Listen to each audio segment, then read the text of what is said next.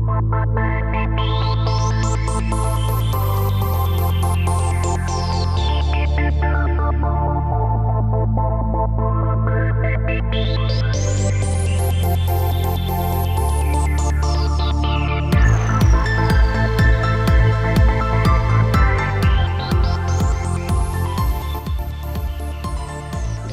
is Seeking Delphi. I'm Mark Sackler. Thank you for joining me. The future lives here. This is episode number 13, The Urban Landscape of the Future. A few programs back, I spoke with author Neil Richardson about Communities of the Future. It's an organization dedicated to helping communities and organizations adopt the mindset of a futurist in order to make better long-term decisions. But what exactly will those decisions lead to? What will communities of all sizes look like in the future? Technology has a future, society has a future, politics has a future, but so does urban design and planning, and this will most certainly shape what cities of the future will look like. To discuss this topic, I sought out a futurist who is also a designer. Dr. Cindy Fruin is an architect and urban futurist. She is chairman of the board of the Association of Professional Futurists and a columnist for the Kansas City Star. I called her recently, and here's what she had to say. Cindy, welcome, and thank you for joining me. Yes, hi, Mark. Cindy, you have a rather broad background. You're an architect, a PhD, and also an adjunct professor in the Houston Foresight program, teaching social change and design futures. So tell us, if you can, how does this all fit together to identify yourself as an urban futurist? Sure, I'd been happy to. I ran my own company in Kansas City for 20 and really 25 years, because it took about 5 years to get through a transition, a merger, and I was getting larger and larger public projects. I gravitated into the public realm. And when we were redesigning downtown Kansas City, it seemed very arbitrary to me how we were making decisions. And I wondered, in what context are we supposed to be making these decisions? And I was actually doing another project in Houston and ran into the Future Studies program there at the University of Houston, because I was working with actually the University of Texas, but found Peter Bishop in his program in Clear Lake at the University of Houston, and said, well, this would be very useful to be able to learn how to think long term. And at the same time, I was also enrolled in a PhD in communication studies. So I kind of merged the two of them, saying it would be a good mix, because we had been for years trying to convince people about sustainable design. And after 30 years, it was barely tipping. And it's actually, I would say, gone over tipping point on sustainable design. That's sort of mainstream now. It's not. There's future aspirations about sustainable design, about getting better at it. Early 2000s when I was making that transition. And at the same time, I got involved in the Association of Professional Futurists and learned about this larger community of futurists. And so now I do a combination of things. One, I still continue to teach at the University of Houston in that same program that I graduated from years ago. And then I am the chair of the Association of Professional Futurists, and I have been for 7 years, which is almost 500 members now in 41 countries. And then for consulting work, I work with cities on how they think long term. And the difference between being an architect is you're really actually designing to a single future. You're trying to do a blueprint. I mean, it's the preferred future that you go through an alternative process, kind of like you do in Foresight. But the difference is that in futures thinking, you look at all of the repercussions. You think about the consequences in the future context. So you'd be designing for, as we do at the Design Futures Workshop, you'd be designing for a future date, a future scenario, instead of trying to create that future scenario. And the two are compatible, but not the same. Designing futures, you're sort of colonnading the future, whereas futures thinking is looking at, well, what about other possibilities that may not be the future that happens? And so we think in Foresight, we think about multiple futures. That's why we say it with an S. And in design, you are trying to eliminate the unknowns. You're trying to create no uncertainty, because uncertainty is change orders. It's costly, as opposed to, so it's a very specific single future on a very specific problem solving approach, compared with the ideas about foresight, where you're broadening and deepening and lengthening your thinking.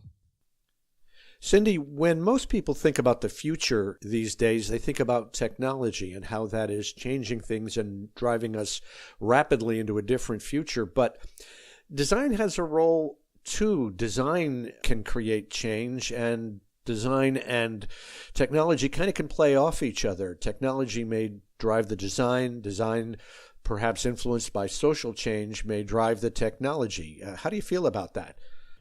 I think that's right. I mean, it's not about the technology, it's about what we do with it. And we get the technology we deserve. I mean, we design the things that we create, the technology that we happen to be, the scratch that needs itching. And so it emerges out of an interest. It's culturally based. But that would be my perspective, is that I think that we design the technologies we're interested in. Sometimes I think it's true, being a systems thinker also, is that sometimes things emerge that we didn't expect. And then we find new uses for things that we didn't expect. Post-it notes is one of the ones that's used on that, is, the failed glue that turns out to be a really useful piece of technology. But it's still technological futures are one particular kind, and there's also many other ways of changing the future. Economics and political and all of the steep categories can be looked at as drivers. Let's move on to our main focus of today's interview, Cindy. With Neil Richardson, I spoke about the decision-making of the future, but with you, I want to talk about what the cities of the future are actually going to look like. Now, I noticed in your social media a tag that says, "Where will you live in 2050?" Well, for somebody at my stage of life, really any place above ground will be satisfactory. For the rest of us, give us an idea what you think might be any dramatic change, or just what will the cities of the future look like? Give us some ideas, some scenarios. Well, that's an interesting thing, is that, of course, 2050 is going to be a lot about who's above ground and who's not, right? Because we have people that are living longer and longer. But at the same time, I take care of my parents, and they live in a place, and independent living still, and they have birthdays every month, and the average age is in their upper 90s. I mean, there are a number of people there that are over 100, and you really see the difference between the ones that are very active and ones that are less astute still. I mean, that's a big deal, the mental capacity. And as people have these longer ages, it's going to change cities. I have great hopes for driverless cars. Because errand running when you're in a city like Kansas City that doesn't have a great transit system is a big deal. Luckily, where they live now, they have a great transit system because they have a private bus, right? And so that makes a big difference for them. But how we've built cities, for instance, I mean, a very simple thing along those same lines was in the early 90s, this thing called the American Disabilities Act was passed, the ADA, and it changed cities substantially. Is it suddenly all of the curbs and all of the ways that intersections function and elevators and because there's so many people that use wheels to get around, whether they're babies or older people, or people that have disabilities. At some point in your life, you're going to be using wheels to get around, and now cities and buildings are much more conducive to that. And so these technologies have social change embedded in them. You can go down the line on all of that. So what will they look like? Just imagine what somebody in 1900 looked like to the year 1950. The changes were astonishing. They were really concerned about the amount of horse manure that was going to pile up in the streets at 1900. And by 1920, this wasn't even an issue. And so, because cars came along, right? I mean, there was a tipping point on cars, and they started emerging just in those 20 years. And so But the physical changes to cities have not been as dramatic from 1950 till now, because we are really living in those in our grandparents' cities. They're very much the same, with a few exceptions. We've become more attuned to things like walkability and quality of life that we lost when we became very highway oriented. And so cities have chosen. That's the biggest difference, I think, that we're seeing now, is that there's a typology of cities that range from very, very primitive that you see in some of the slums in the global south that are handmade and basically don't have infrastructure. Now, I'm not talking about the very aged ones, the ones that you see in Rio de Janeiro, for instance, have been around for generations and have as much infrastructure as almost any, and are built out of bricks and blocks and things. But the ones that are made out of cardboard and sheet metal and wrinkle tin, as we call it, the ones that are made out of those found materials are unsafe. They don't have any of the infrastructure. And that is a very low tech way of living. People that are not in the cities, that's even more low tech, and they're gravitating into the cities or migrating into the cities. So that's changing. But there's this very low tech. At the same time, you have people that are thinking about hyperloops and drones that carry people, and driverless cars. And so it's a whole level of technology that is at the opposite end, and there's this stretching going on, and cities are choosing where they fit on that spectrum. I mean, it may not be entirely in their control, but there's a huge variation from the high tech to the low tech, and so cities are very much more different from one another. I mean, I imagine that in cave era, that one cave kind of matched another cave, so to speak. I mean, more or less, they were into the sides of hills and mountains, and not a lot of differentiation. But now there's a huge difference between one city and another, and I think in 2050 that'll be even more so. And so some of these cities you'll still see this very low tech, and on the other end of things, you'll see things that we're again in an era that has some major upheaval in physical, which hasn't been true for about 50 years. There hasn't been major breakthroughs physically, but things like drones and driverless cars are a big breakthrough. That's interesting, because when I think about the smart city, thinking about interconnectedness, sensors everywhere, that could be quite seamless. Everything could look the same, and yet things could operate a lot differently, or with incremental change that could gradually change, or at some point there could be a sea change and things could look sharply different. So I'm wondering where that point might be. Could it happen? What might the tipping point be? Yeah, I think physically the differences will be less of the, let's say, ownership of the city by cars. I mean, cars really do dominate our cities. It's the streets, it's the parking structures, the parking lots. I mean, you go up to some major thing like a sporting event, and you have this sea of parking. But it's true everywhere. I mean, it's stores, the mini malls and all of them. But that can change when you don't have to have, because the sharing economy comes into play here too, is that if people can share vehicles because they are, as it's called, the goober car, where it's shared and driverless, that suddenly there's maybe a lot fewer cars and a lot less need for all of these places for them to sit. There's for every single car now, there's something like 5 or 7 spaces in America for them at any given time. They're sitting one place, but they're used really not as much as you think. You don't drive that many hours of the day, so they sit a lot. So that's one area of change. But there's more of a how you use the city that's changing. And you mentioned the digital side of things, the smart sensors, so that would also, again, change both energy and transportation. But it changes our social. This is one of the biggest surprises that was not really foreseen very well, is in 2000, you wouldn't hear anybody talking about something that might be like Facebook. They were talking about, ubiquitous computing, Ubicom, but they were not talking about this social interaction and knowledge base that would come from that it would be not centrally controlled, but shared, and that we each become nodes of information. It's a fairly significant change.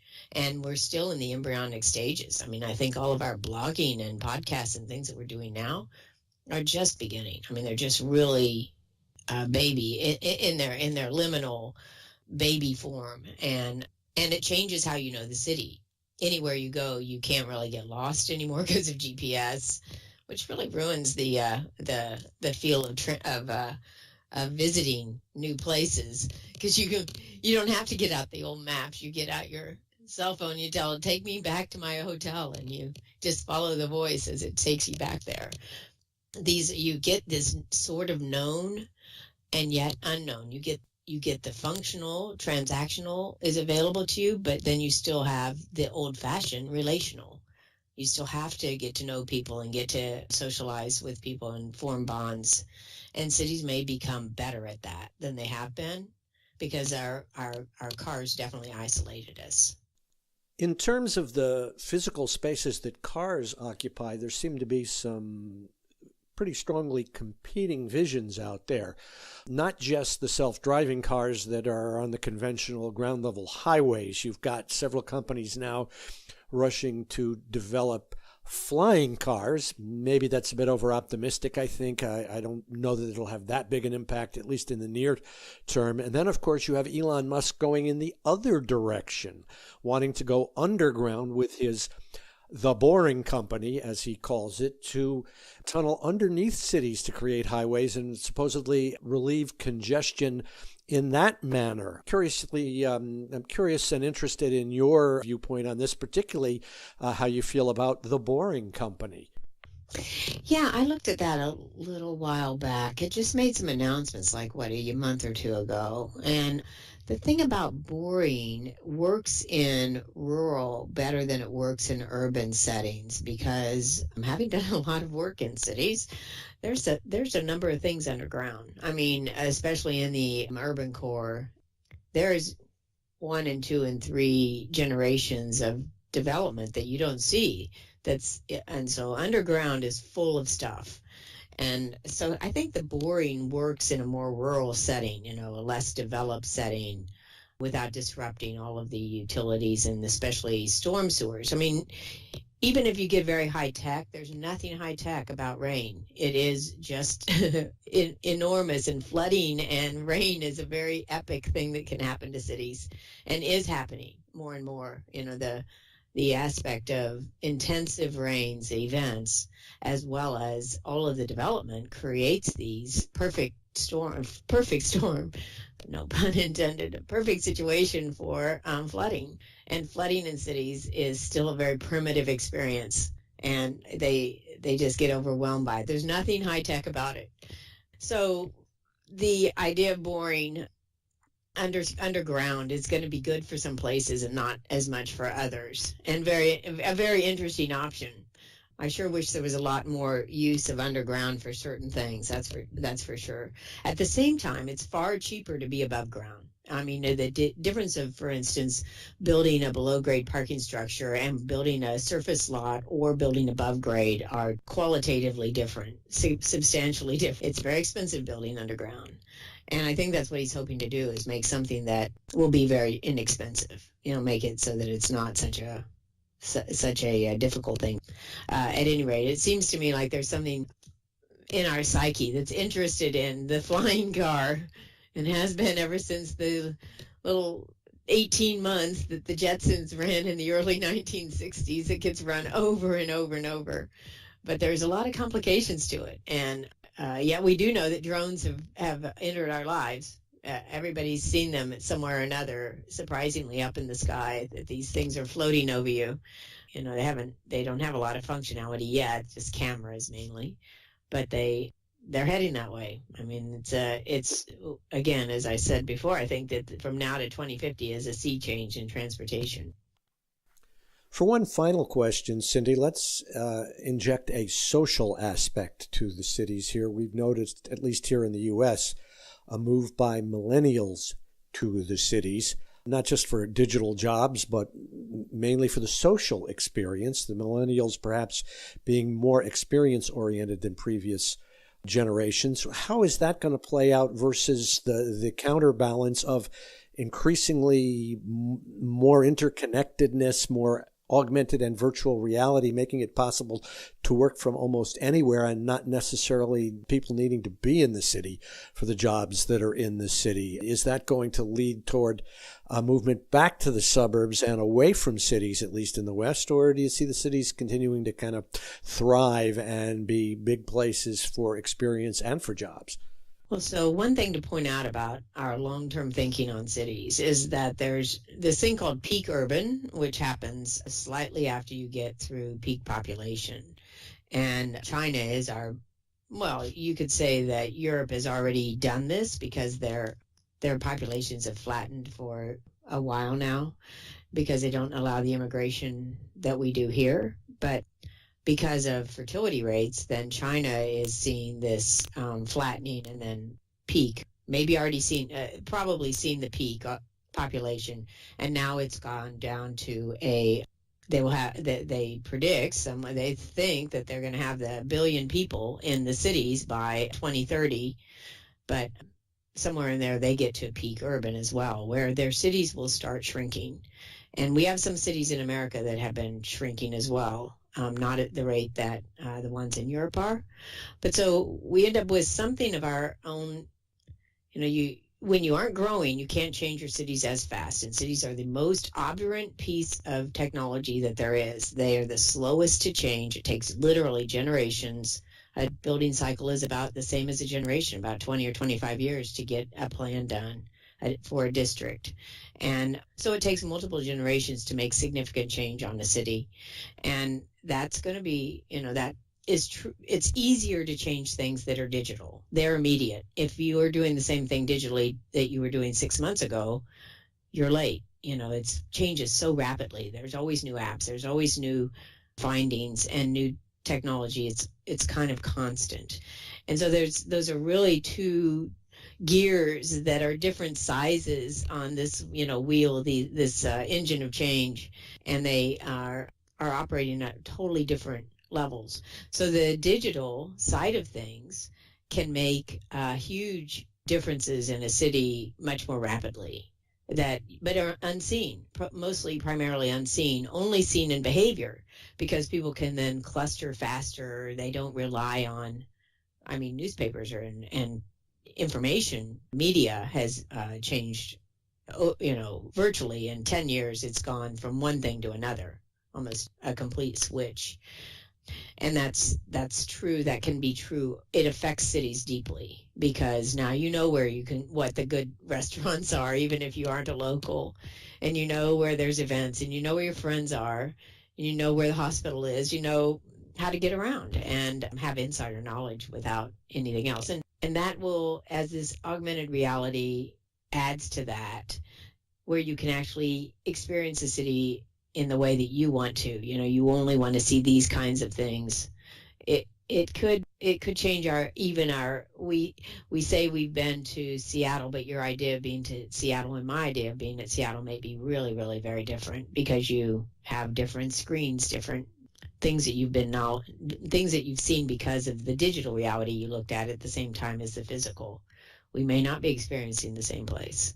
And so it's again, something we are just learning about. We just happen to be at the cusp, at the beginning of this sort of merged hybrid reality of digital and physical. And that portion of the cities will change more rapidly. Not as fast on the sensors, unless, of course, they're using your phones as sensors because those are so lightweight, which is what some places are using. But if you're trying to build it in, like the smart cities are, where you have to change out the infrastructure itself, it's a slow go. Cindy, thank you so much for your time. And I'm thinking that perhaps in 2050, if we're both still above ground, we should get together and look back on this and see how it's all played out. But again, thanks again, and perhaps join me again sometime in the future. Okay, good. Wonderful.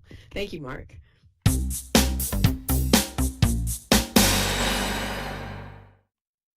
It turns out that Elon Musk has got more than just cars in mind for the Boring Company's tunnels.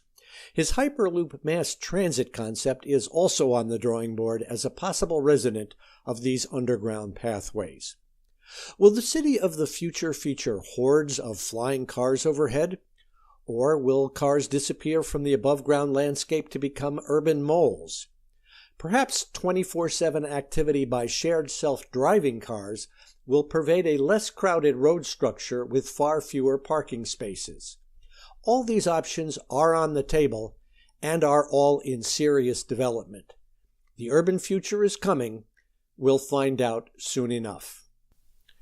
In the news this week, DARPA, the U.S. Defense Advanced Research Projects Agency, has ordered a spaceplane capable of launching satellites 10 times in 10 days. The vehicle, dubbed XS-1, is to be made by Boeing and is slated to begin operation by 2020. Researchers at the University of Rochester's Center for RNA Biology revealed that they have begun testing CRISPR-Cas9 gene editing techniques to attack cancer. Most uses of CRISPR up to now have targeted genetic diseases. The Rochester researchers hope to effectively treat cancer by editing out a single protein that is implicated in the rapid reproduction of tumor cells. A team at IMEC in Belgium has created a neuromorphic chip that mimics the operation of human neurons to compose simple melodies. It's not at the level of a 5-year-old Mozart yet, but it is a start. And finally, the Emirate of Dubai has deployed what Gulf News is calling the world's first robotic policeman. It stands 5 feet, 7 inches tall, weighs in at 220 pounds, and uses an array of cameras, sensors, and sophisticated artificial intelligence to go about its rounds. I wonder if it likes donuts. Links to more information on all of these stories are available on the blog post for this program at www.seekingdelphi.com. Don't forget that you can also subscribe to these podcasts on iTunes, Player FM, or YouTube. My thanks to guest Cindy Fruin. Cover art for Seeking Delphi is by Kai Stakoviak, and my technical assistant, as always, is Mohammed Maroof. Until next time, I'm Mark Sackler.